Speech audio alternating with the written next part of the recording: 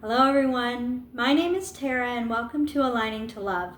In this channel I aim to spread hope, joy, peace, and love to the world by sharing goodness and love within my life. In this video I wanted to share my personal and family life updates and events and the signs that I saw along the way. In this video it was my intention to do the part 2 segment of sharing more details and stories from my childhood and my young adult life of the reasons why I've been on my pathway to spirituality and the beliefs and outlooks that I hold today. But there's been so many things ping-ponging back and forth in my head that I've been wanting to cover. I've wanted to share my week events from last week. I wanted to mention the book that I've been wanting to share all summer, even back in July and August, because I recently heard that Jane Goodall had passed, and she was such an amazing human and just a amazing and incredible scientist, and she was just such a bright light in this world, I'm like really frustrated that I didn't share this book, but I guess it's honoring her now when and if I do share it in this video. And then I also wanted to just talk about my experiences of how I've just been I feel inconsistent this whole summer. Not only am I inconsistent in getting videos up as frequently as I want to, but my energy level has been so like on a roller coaster. Some days I get up and I have loads of energy and I accomplish a lot on my to-do list. Feel like I'm in the flow with the universe, and Juniper and I have excellent walks in nature, and I just feel like I'm on cloud 9.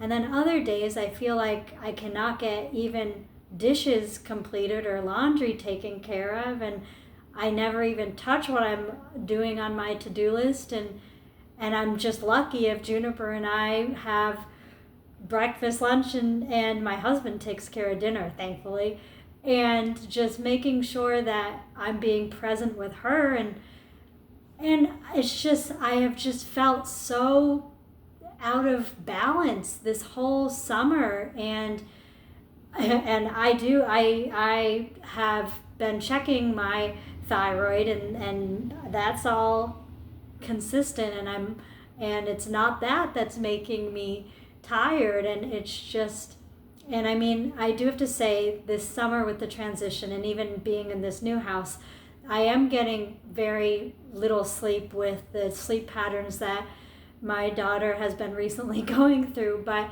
even aside from that, I just feel like in my bones and just in my soul, I'm just exhausted, and I'm just so thankful that I'm not teaching this year, because I would not be a very good educator, and I am so thankful that I have this time to just focus on making sure I am supporting my health and well-being, my family's health and well-being, and just trying to take one day at a time, and not being too critical of myself and giving myself grace at the same time. And so that leads me into why I think I'm just going to do the Jane Goodall piece in this video, because that's where my heart is going towards right now. And the book that I had wanted to share in July and August it describes how I feel in a more accurate way than I can put into words. And so Juniper had gotten the book Slowly, Said the Sloth, and it's by Carle. And I don't think I appreciated it as much as I should have when she was gifted it. And I want to read it, and the main reason why I'm so sad I didn't get to do it before Jane Goodall had passed, when I've been thinking about it all summer, but I guess this will be in honor of her, is that she worked on it with Carle, and in the back cover, when you open it up, it talks about her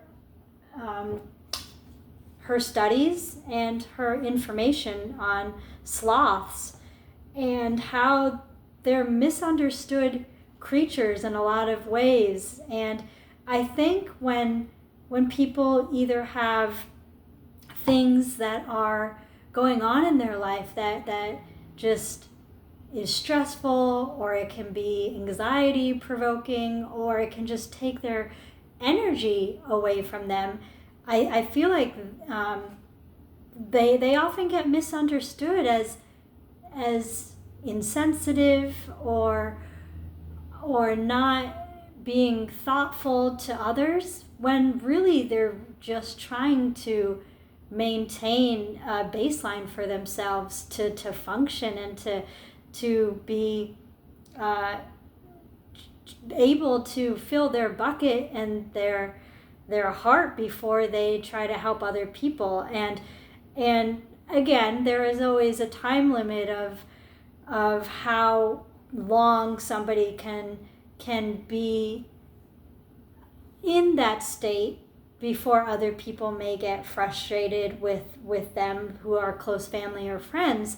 But it is an important thing that everyone should acknowledge, and that we all need it at different points in life. And it's not to say that I've been depressed, because I haven't been depressed. I'm always excited to be waking up each day and to have my family and to do fun things with them. But some days I just feel so energized. Some days I accomplish so much, and then some days I feel like I can't. I feel like I've turned into a slug and I can't get anything done, no matter how fast I try to make my body go or my mind to check off my to-do list. And so I really want to just read this, and I'll show the pictures at the very end, because I think showing the pictures in between each page takes longer. So this is slowly, slowly, slowly, said the sloth. Slowly, slowly, slowly, a sloth crawled along a branch of a tree. Slowly, slowly, slowly, the sloth ate a leaf. Slowly, slowly, slowly, the sloth fell asleep. Slowly, slowly, slowly, the sloth woke up. All day long, the sloth hung upside down in the tree. All night long, the sloth hung upside down in the tree. Even when it rained, the sloth hung upside down in the tree. "Why are you so slow?" the howler monkey asked one day, but the sloth didn't answer. "Why are you so quiet?" the caiman asked, but the sloth didn't answer. "Why are you so boring?" the anteater asked, but the sloth didn't answer. "Tell me," said the jaguar, "why are you so lazy?" The sloth thought and thought and thought for a long, long time. Finally, the sloth replied, "It is true that I am slow, quiet, and boring. I am lackadaisical, I dawdle, and I dilly-dally. I am also unflappable, languid, stoic, impassive, sluggish, lethargic, placid, calm, mellow, laid back, and, well, slothful. I am relaxed and tranquil, and I like to live in peace. But I am not lazy."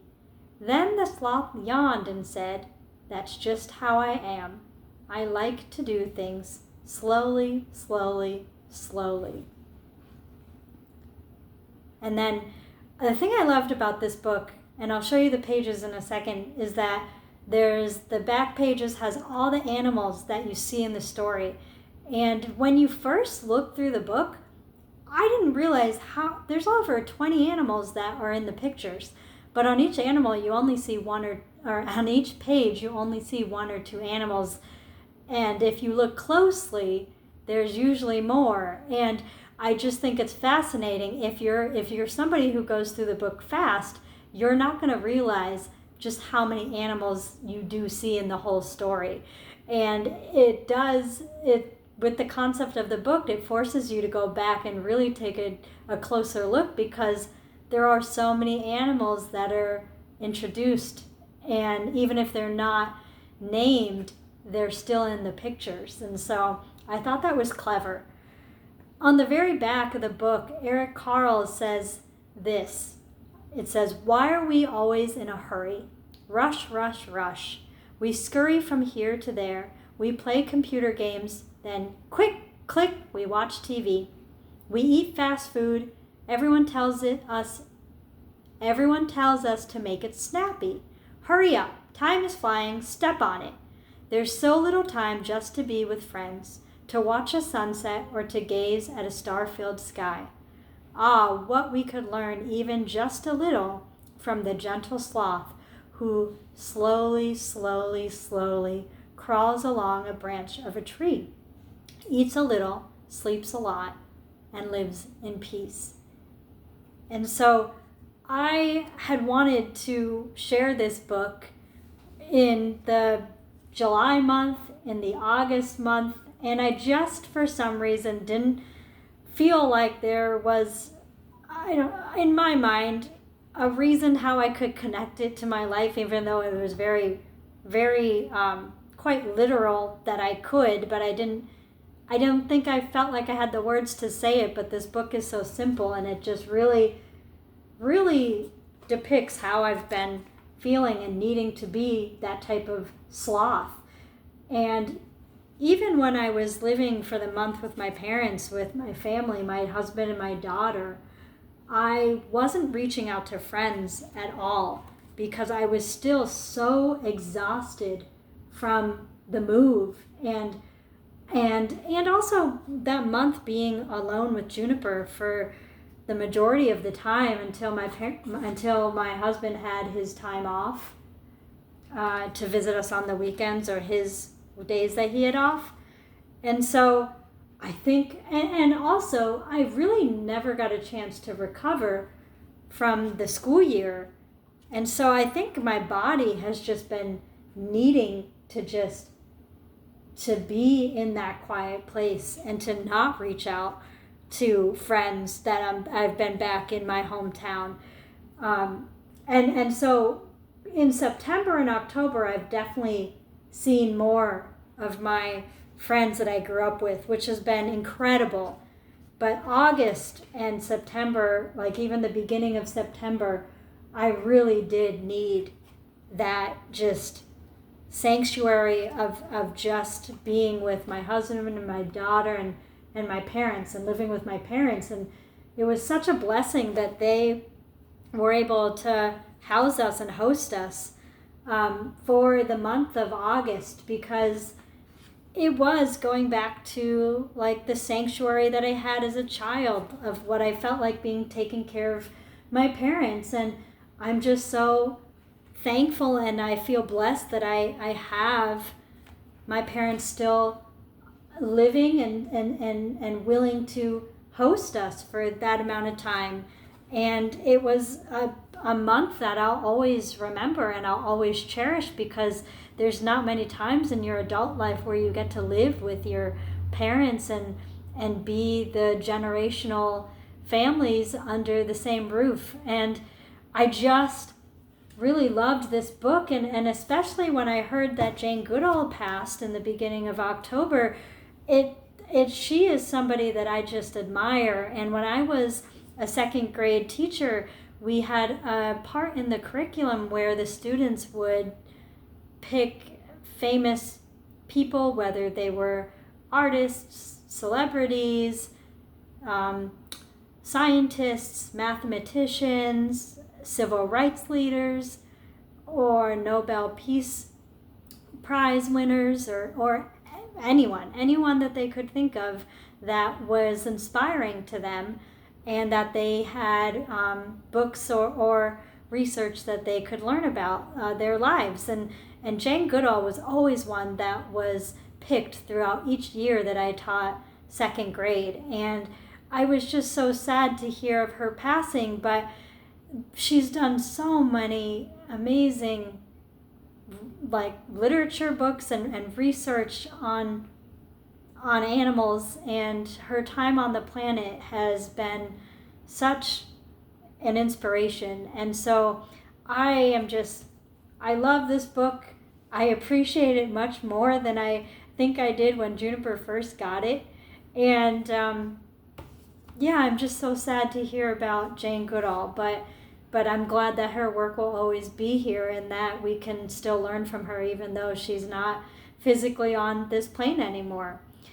And I guess I just want to say that it's okay that we all need time to recoup and regroup and recharge, and through the different people and concepts that I have been open to listening to and learning about through different channels on YouTube and different I don't know, I'm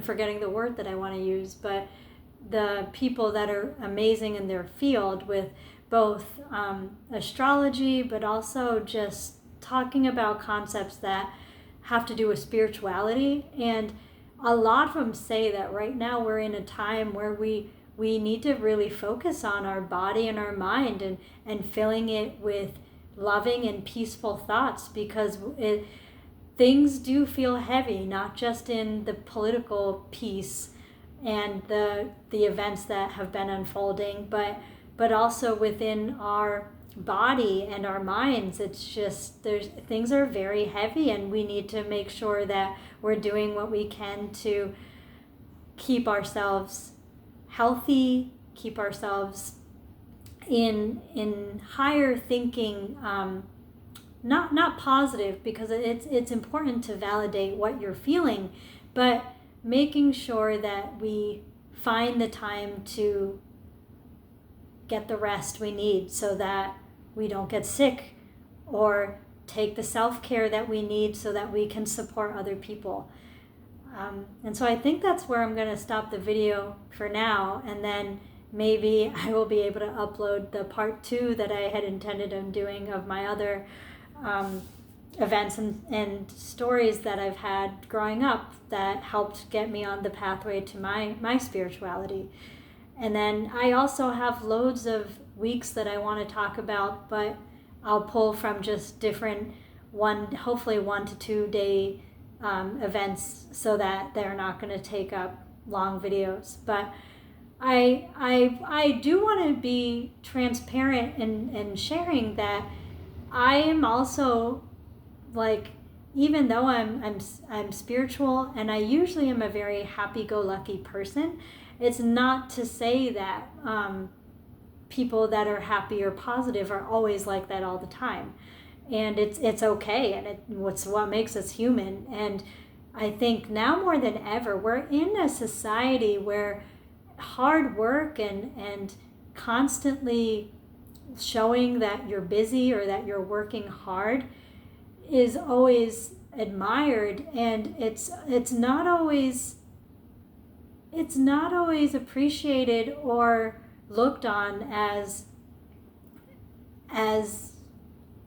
I don't have a better word than what I'm thinking of as smart. Like to me, I would think that somebody who does value their health in all aspects, and whether it's their physical health, emotional health, mental or spiritual, if they're making sure that it's whole before taking on other obligations, then that's smart. But sometimes when people hear other people doing that for themselves, it's frowned upon. So I just want to say, if you're in that state right now where you are needing the self-care and you're needing the rest, that is good, and it's a life skill, and it's wonderful that you know that. So I wish everyone the best. I love you all, and I'll see you in the next video. Bye.